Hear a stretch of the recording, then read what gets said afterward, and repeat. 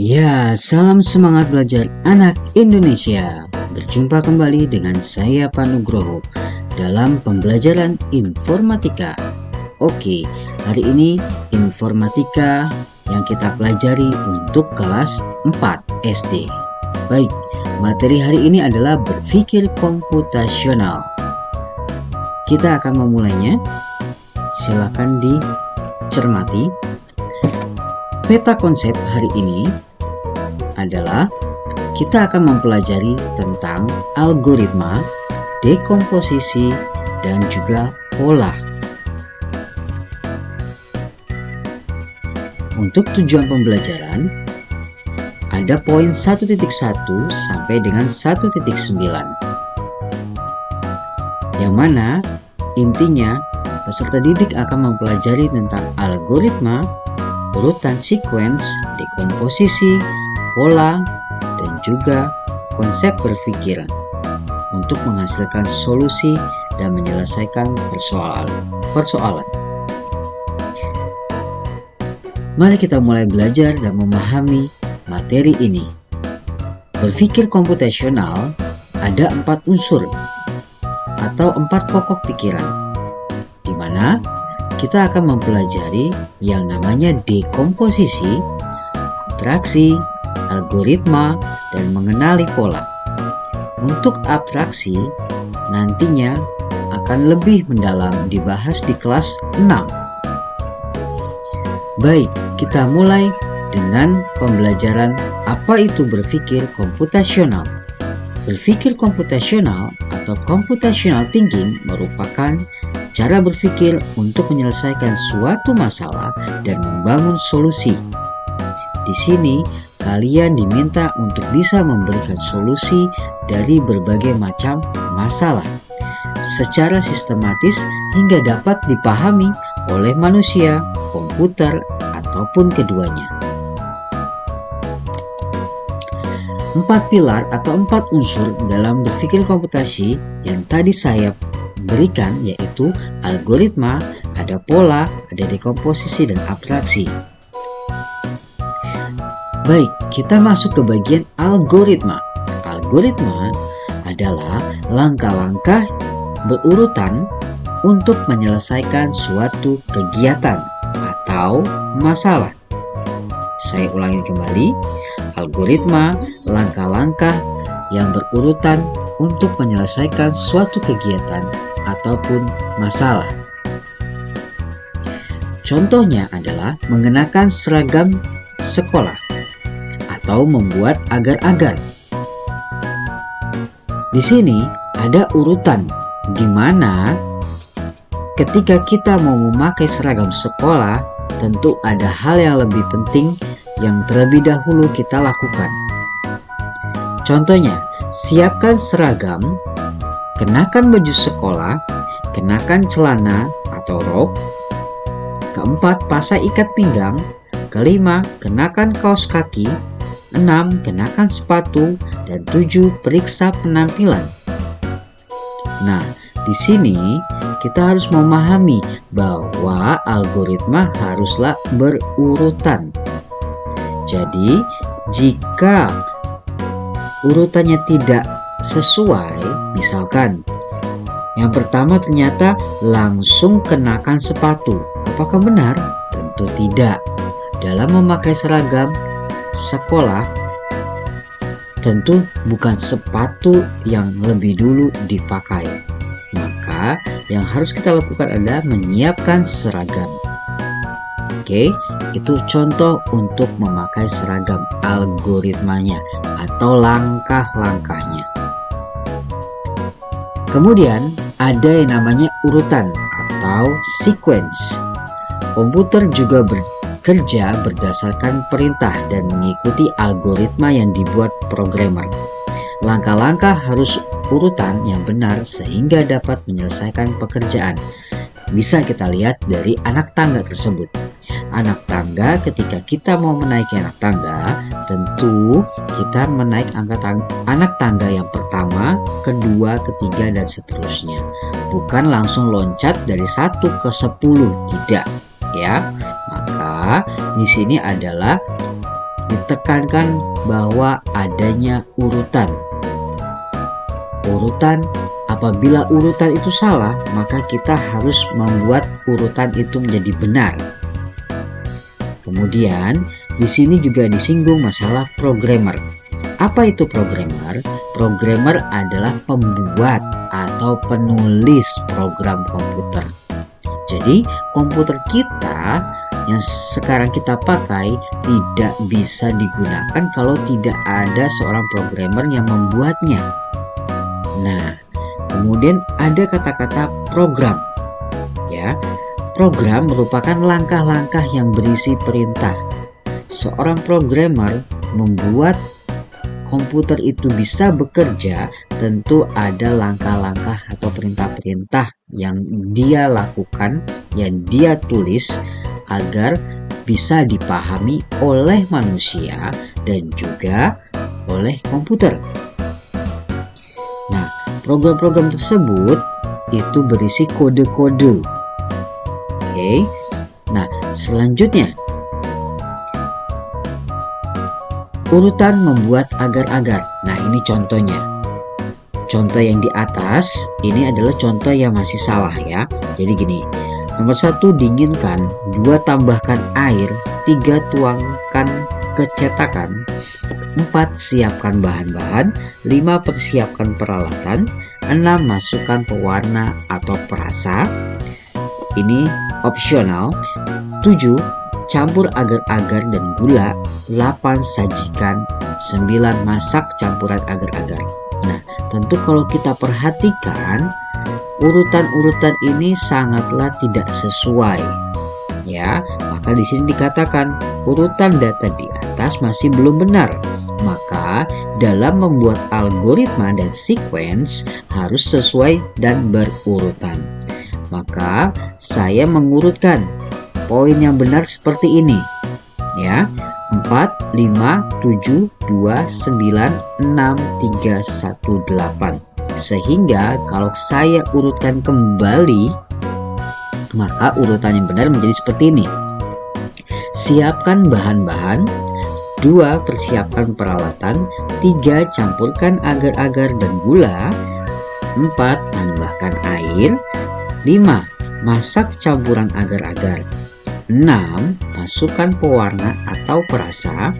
Ini sifatnya opsional. 7, tuangkan ke cetakan.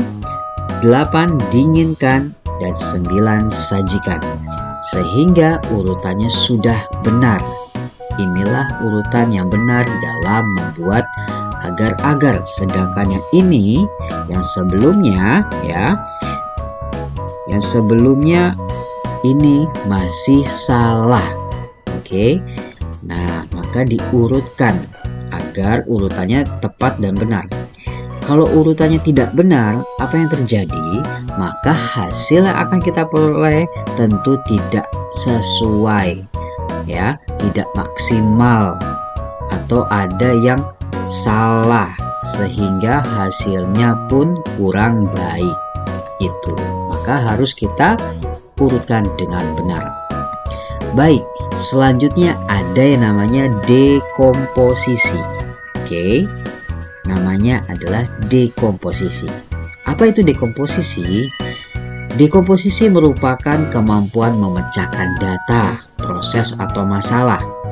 Atau kalau kita bisa lihat dari buku paket, arti dari dekomposisi bisa kita artikan adalah kegiatan memecahkan tugas yang besar menjadi potongan tugas yang lebih kecil agar mudah dipahami oleh komputer. Saya ulangi lagi, arti lain dari dekomposisi adalah kegiatan memecahkan tugas. Tugas-tugas yang besar itu kita pecah-pecah sehingga menjadi ada tugas-tugas yang lebih kecil lagi sehingga cepat terselesaikan, ya. Maka saya bisa mencontohkan di sini adalah mencuci piring, menyiapkan makan malam. Nah, mencuci piring ya, itu bisa dilakukan oleh ibu. Mencuci piring, kemudian ayah bisa melakukan membersihkan halaman depan. Adik atau dirimu bisa merapikan mainan.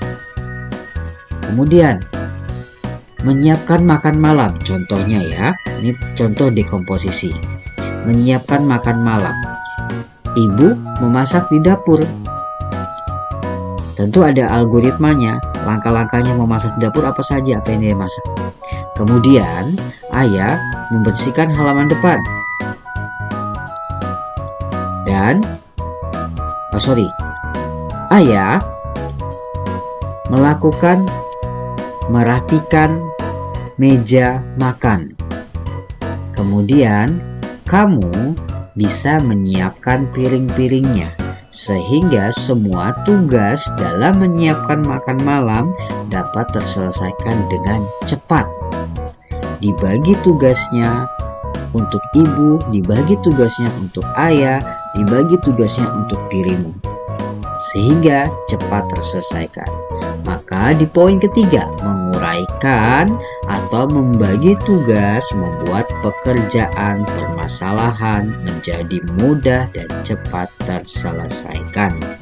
Oke, sama halnya kalau kita bekerja kelompok bersama teman-teman. Tentu ada pembagian tugas ya. Temanmu ada 5. Si A diberikan tugas mencatat, B diberikan tugas membaca materi, C diberikan tugas untuk meneliti, dan sebagainya. Nah, berarti itu adalah pembagian tugas besar menjadi tugas-tugas yang lebih kecil, sehingga bisa dikatakan itu adalah contoh dari dekomposisi. Oke. Selanjutnya, ada yang namanya pola. Apa itu pola? Pola adalah sesuatu yang berulang dan teratur. Pola juga terdapat dalam kode di komputer. Dengan pola, kita dapat mengetahui langkah yang selanjutnya akan dilakukan. Contoh, ada pola warna. Ya, di situ bisa kita lihat ada warna biru, merah, kuning. Nah, itu namanya pola. Kemudian ada pola garis. Di situ ada bentuk persegi yang kecil, besar, sedang ya. Sehingga kalau digabungkan dia akan membentuk sebuah pola. Pola bentuk juga sama. Dari kotak-kotak sehingga menjadi kubus dianya. Oke. Nah, kalau di matematika juga bisa. Misalkan pola bilangan genap. Ya.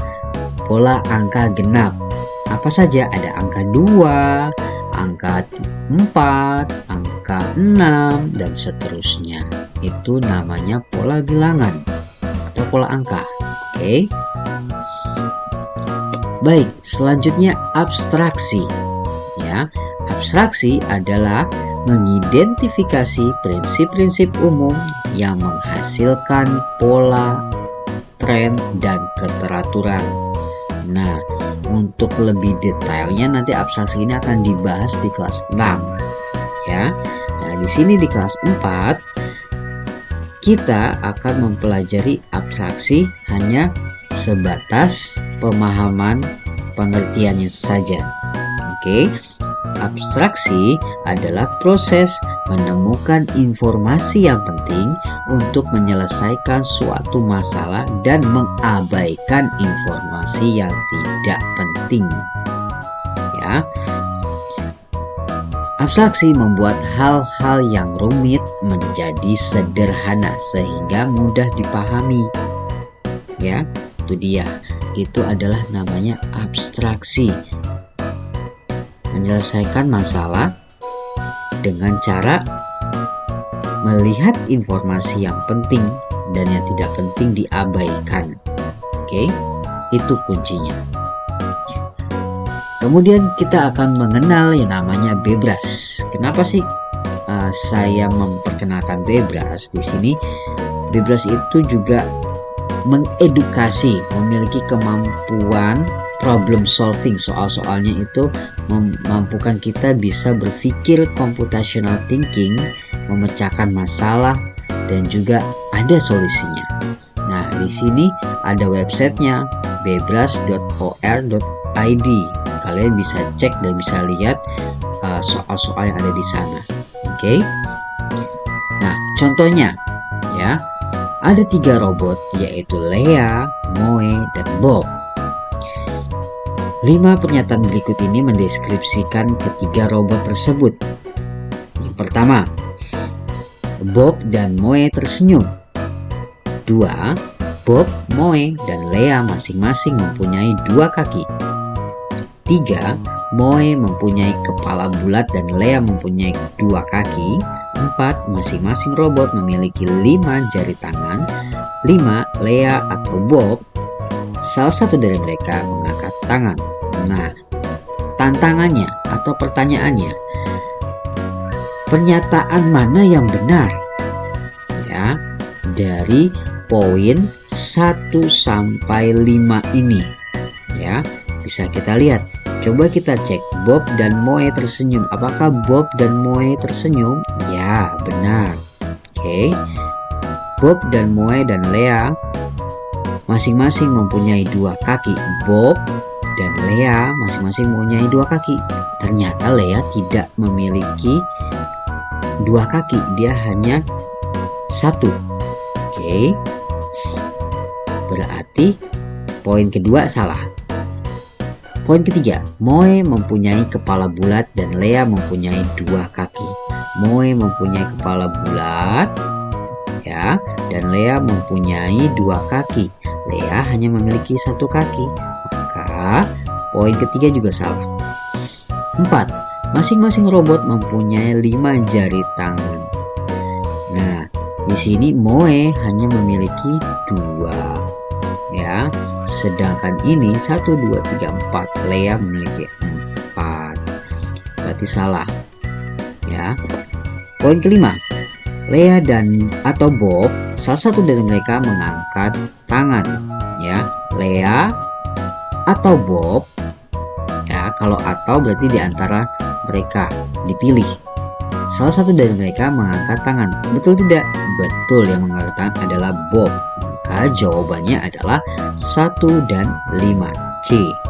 Oke, itulah soal dari Bebras.